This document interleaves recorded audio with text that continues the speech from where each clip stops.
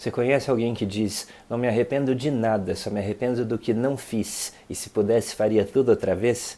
E será mesmo que a gente não tem nada para se arrepender, sendo que é justamente o reconhecimento dos nossos erros que nos permite ficar mais sábios e competentes? Eu sou monge daico e hoje vou mostrar para vocês a visão do budismo sobre a importância do arrependimento, do perdão e da redenção. Estou aqui com vocês todas as semanas fazendo comentários desse livro da nossa mestra Monja Coen, A Sabedoria da Transformação, e hoje a gente está quase no finzinho, página 181, e ela vai falar arrepender-se e perdoar. Então no budismo a gente tem essa ideia muito forte do karma, da lei da causalidade, que nossas ações vão interferir na realidade e nos nossos estados interiores. A maneira como a gente pensa, fala e age no mundo vai mudar a nossa vida, vai mudar o mundo e vai mudar os estados da nossa consciência. E algumas das nossas ações não são sempre benéficas.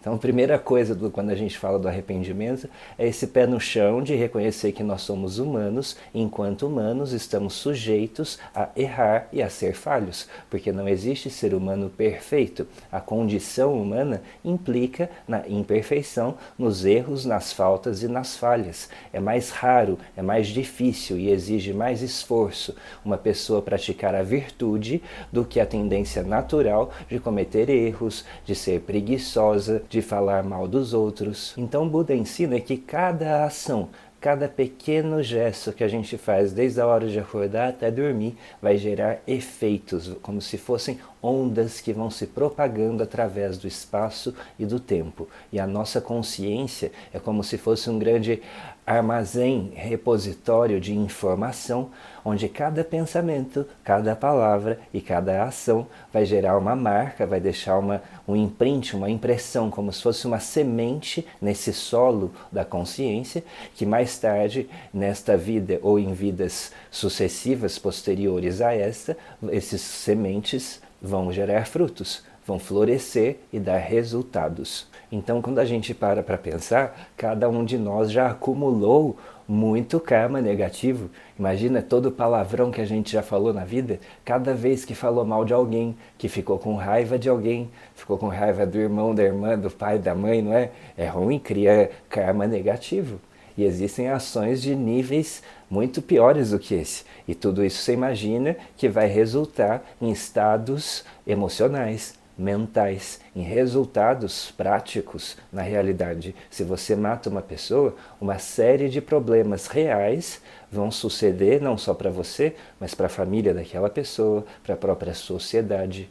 Então, as ações importam e as ações frequentemente nessa vida humana são erradas. Erradas não necessariamente sob uma perspectiva moral e moralista, mas erradas no sentido que acabam gerando sofrimento para a pessoa enquanto indivíduo e também para a espécie humana. É muito raro, é um karma muito diferenciado poder nascer num corpo humano, na espécie humana e com a mente humana, que é capaz de ter essa linguagem que compreende tão bem como a vida funciona. Dizem que é tão raro quanto se no oceano inteiro uma única tartaruga conseguisse passar num aro de metal, num anel que tivesse perdido no oceano inteiro do planeta Terra.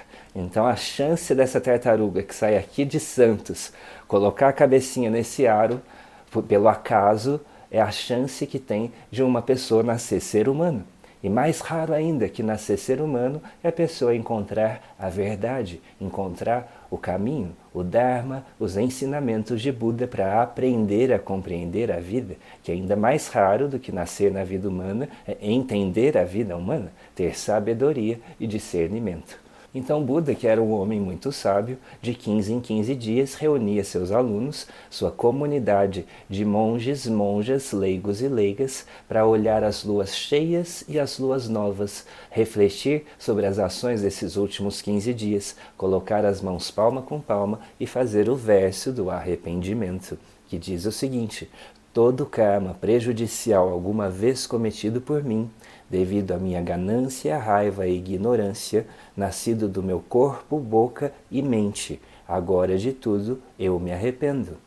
Isso é feito 3 vezes até hoje, nessas datas, de uma forma religiosa cerimonial, onde a gente reflete de todas as sementes que eu plantei que possam não gerar bons frutos, que eu vou ter que arcar de qualquer maneira, mas eu reconhecendo que não foi muito legal para mim e para a sociedade humana, eu me comprometo comigo a não repetir esse erro, a corrigir, a mudar, a transformar.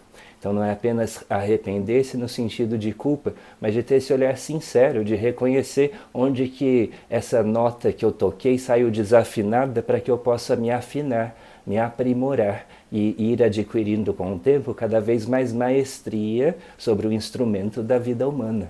E não é dizer que a gente não tem nada do que se arrepender. A única pessoa, o único tipo de pessoa que não tem nada para se arrepender é o psicopata. A pessoa que não tem empatia, que não tem código moral e que também não tem uma visão muito clara da realidade. Podem até ser muito inteligentes, mas se o coração não tiver compaixão, não tiver empatia, não está apto a viver em sociedade. Então, quem não tem psicopatia pode fazer esse exercício muito bom de amadurecimento, de olhar para si de tempos em tempos, periodicamente, com essa pergunta: onde que eu estou falhando? Onde que eu não estou indo muito bem? De acordo com qual modelo?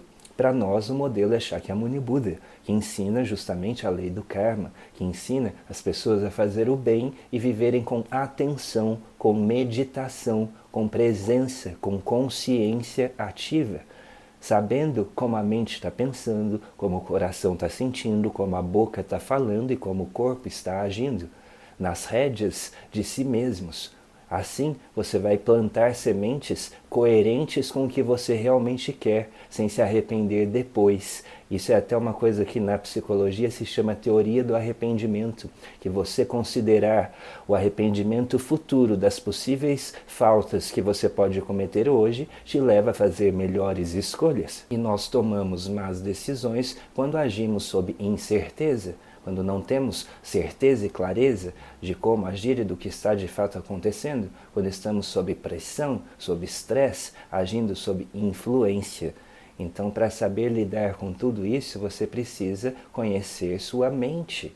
É a sua mente que vai determinar as intenções dos karmas, das ações, das sementes que você vai plantar. E quando tomamos más decisões, vamos ter maus resultados. E com certeza, por mais que você diga que não, todos nós vamos nos arrepender dessa má decisão. E esse arrependimento de coisas que fizemos e deram errado é muito intenso, mas é mais passageiro. O outro arrependimento daquilo que nos omitimos, daquilo que deixamos de fazer e das oportunidades que deixamos passar, esse tipo de remorso, quer dizer, você vai remorder isso, né? Vai ser mais duradouro, menos intenso, porque não é um grande erro que você precisa corrigir na sua vida, mas é uma coisa que você deixou de acertar e poderia ter dado certo. E esse arrependimento, esse remorso, ele remoe a pessoa, vai ruminar isso a mais longo prazo do que o arrependimento daquilo que foi feito. Então, quando a gente diz que não me arrependo de nada que fiz, só do que não fiz, existe um pouco de verdade nisso, embora nós sabemos que para a gente aprender, ficarmos mais sábios e mais competentes, melhorar nossas habilidades, a gente precisa errar.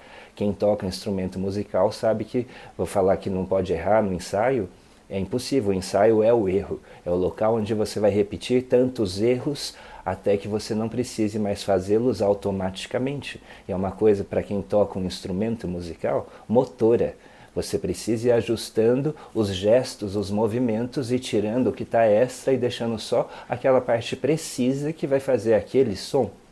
Então é um ajuste, uma correção incessante. Precisa errar muitas vezes. Você precisa ter consciência de cada um desses erros para ir se aprimorando. Não estamos falando de culpa, nada disso tem a ver com culpa no sentido de alguma coisa que vai te paralisar emocionalmente.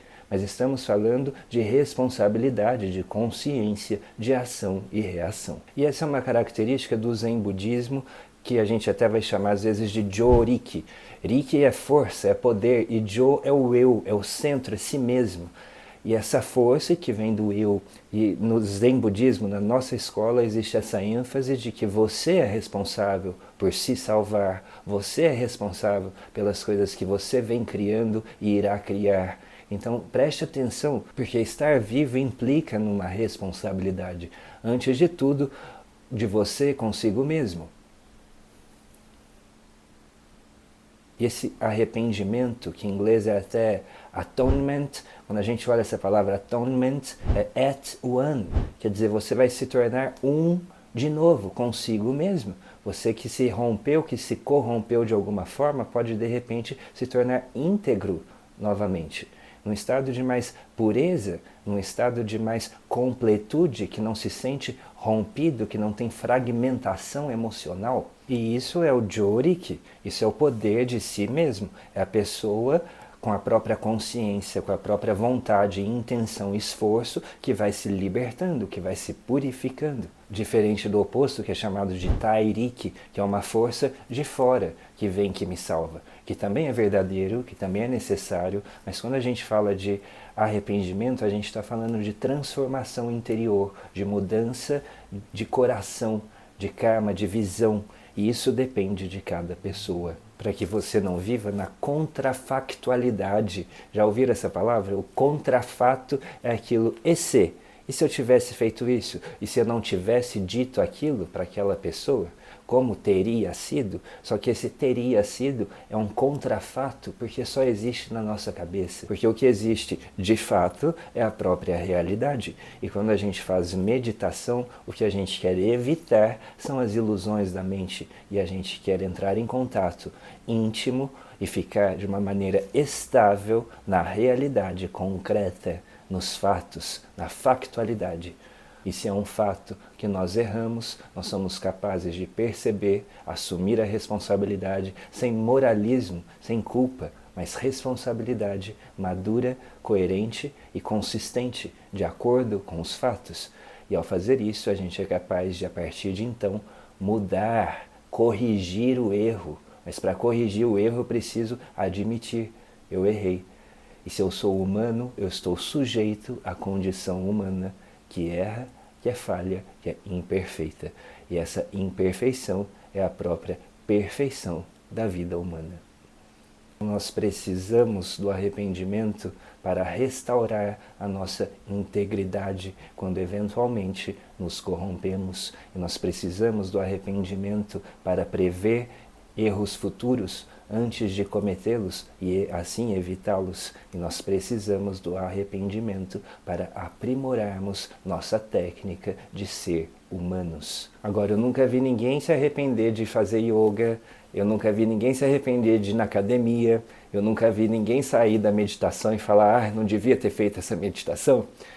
Então comece a fazer coisas que às vezes são meio chatas na hora, meio difíceis, que exigem um certo esforço, mas que a longo prazo te trazem um benefício incomensurável. E várias dessas coisas pequenas vão trazendo vários pequenos bons resultados. E mesmo quando tudo está dando errado na vida, se você cultiva boas práticas, essas práticas vão sempre melhorar, aprimorar. Então você vai ter sempre alguma coisa com o que contar, alguma coisa que vai estar sempre indo adiante, que você está sempre treinando, melhorando, aprimorando em si. Mas só se aprimora, só vai para frente quem reconhece, quem é capaz de enxergar os erros e assim, a partir disso, corrigi-los. Existe um filme que aquela mestra Charlotte Jocobeck comenta. O filme é Os Últimos Passos de um Homem, com Sean Penn e a Susan Sarandon. E no filme ele interpreta um assassino, um homem que faz muitas maldades, e ela interpreta uma freira. E esse homem vai para o corredor da morte e o trabalho dessa senhora, que é freira, é fazer com que ele se arrependa. E ele é extremamente cínico, cruel, ele não se arrepende, ele até se orgulha do crime terrível que cometeu.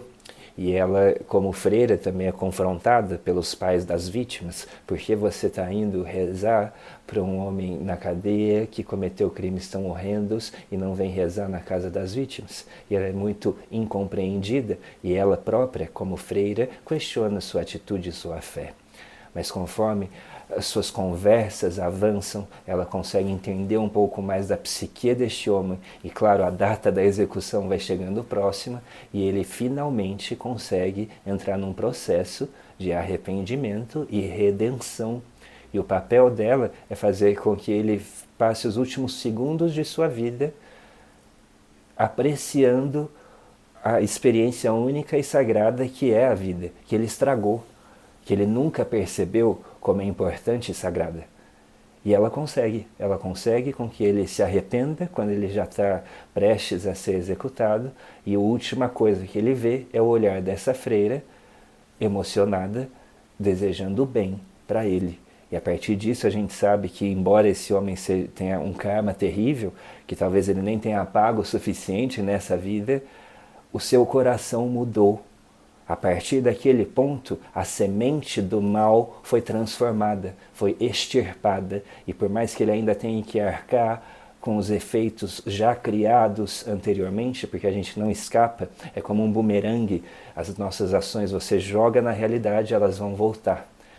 Mas quando você purifica o seu coração através do perdão, da redenção e do arrependimento, a partir deste momento você entra no nível de pureza, onde essas más sementes, essas causas ruins não estão mais sendo criadas. E a partir deste sentimento você pode reconstruir uma vida digna, que não é paralisada pela culpa, que não é condicionada pelo erro, mas de uma pessoa que se torna sábia. E nós nos tornamos sábios, nós nos tornamos mestres conforme erramos e corrigimos nossas faltas. Eu sou o Monge Daico, estou aqui com vocês todas as semanas comentando esse livro que está quase no final, A Sabedoria da Transformação. Deixa um like no vídeo, deixa um comentário bem legal para ganhar engajamento. Também pode compartilhar com quem você gosta e se inscrever no canal. Também me siga no Instagram, Monge Daico, e vai aparecer aqui na tela um QR Code. Você pode fazer uma doação para o Zendo Brasil, não é para mim. Lembrando que a gente está construindo um templo em Campos do Jordão e precisa mais do que nunca da ajuda e do carinho das pessoas que percebem a preciosidade dos ensinamentos de Buda. É sempre uma alegria estar aqui com vocês. Nos vemos semana que vem. Até lá nos encontramos no grande Samadhi de Zazen.